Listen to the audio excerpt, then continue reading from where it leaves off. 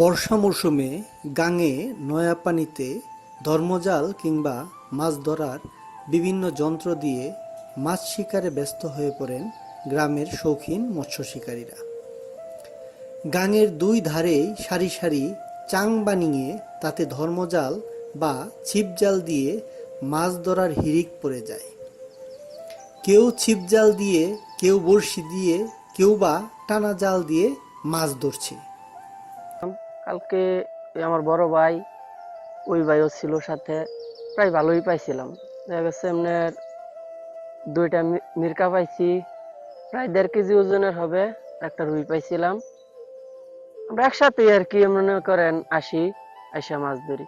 আজকে তেমন সুবিধা না, এরপরও একটা বাজাইছিলাম, কিন্তু সুতা ছিঁড়া এইমাত্র আর কি এমনের এই আধা ঘন্টা আগে এমনের সুইটা গেছে। সুতাটা ভালো না, পুরান সুতা ছিল, সুইটা গেছে।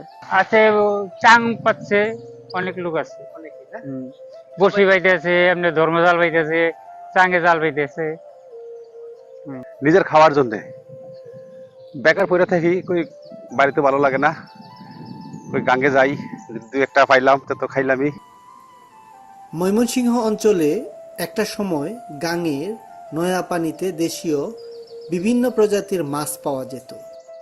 সব ধরনের মাছই আছে, ট্যাংরা, পুডি, লাডি, তারপরে হিং, মাগুর, বোয়াল, এই কয়দিন আগে দেখলাম সরাজালদা মিঠা মাছ মারছে, মিঠা রোয়ের পোনাও আছে। বর্তমানে তেমন একটা মাছ পাওয়া যাচ্ছে না। বর্তমান তো নদীতে মাছ নাই, হ্যাঁ, রঙের পানির জন্য আসতে পারে না। জ্যৈষ্ঠ আষাঢ় মাসে বৃষ্টিতে গাং ও খালবিল পানিতে ভরে যায়। এ সময় গাঙে অনেক মাছও দেখা যায়। আজকে বৃষ্টি পড়ছে রাত্রে, এই জন্য আর কি নদীতে মাছ মারবার আইছি। তখন মাছ তো রেগুলার মারি না, আউস করে আইছি, পানি আইসে লেগে, এই কারণে। বর্তমানে ময়মনসিংহের দক্ষিণাঞ্চলের শিল্প কারখানার বর্জ্যের কারণে আগের মতো মাছ দেখা যাচ্ছে না। আগে তো থাকতো, সারা সারা বছর নদীতে মাছ থাকতো। এই রঙের পানি ছাড়ার পরে থেকে এখন এদিকে মাছ আয় না, ওই বাড়ি থাকে।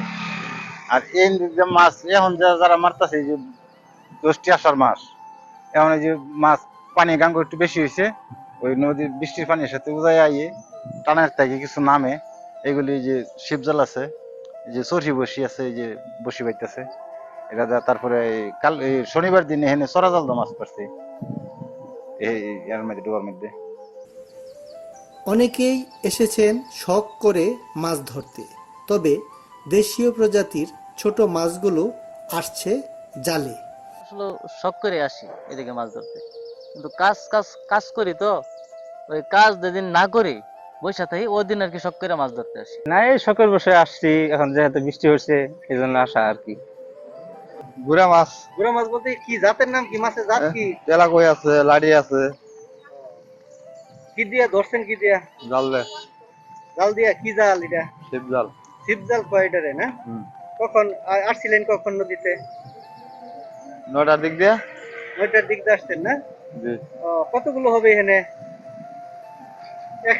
এক বেলা হবে এই মাছ?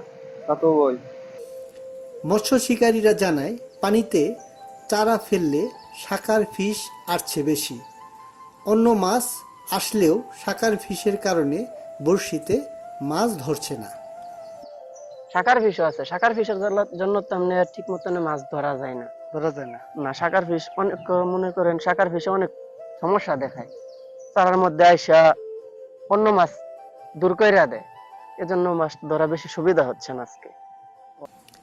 ভালুকা, ত্রিশাল ও গফরগাঁও এলাকার বহু নদী খালবিলে আগে প্রচুর দেশীয় প্রজাতির মাছ পাওয়া যেত। বর্তমানে দেশীয় মাছগুলো তেমন একটা দেখা যাচ্ছে না। কমই, এত বেশি পাওয়া যায় না তুলনামূলকভাবে। আগে যে মাছ পাওয়া যেত এই মাছ হয়তো আর নাই। বর্ষাকালে গাঙে আগের মতো মাছ না পেলেও গ্রামের শৌখিন মৎস্য শিকারীরা জাল বড়শি দিয়ে মাছ ধরতে গাং পাড়ে এখনও ব্যস্ততা দেখা যায়।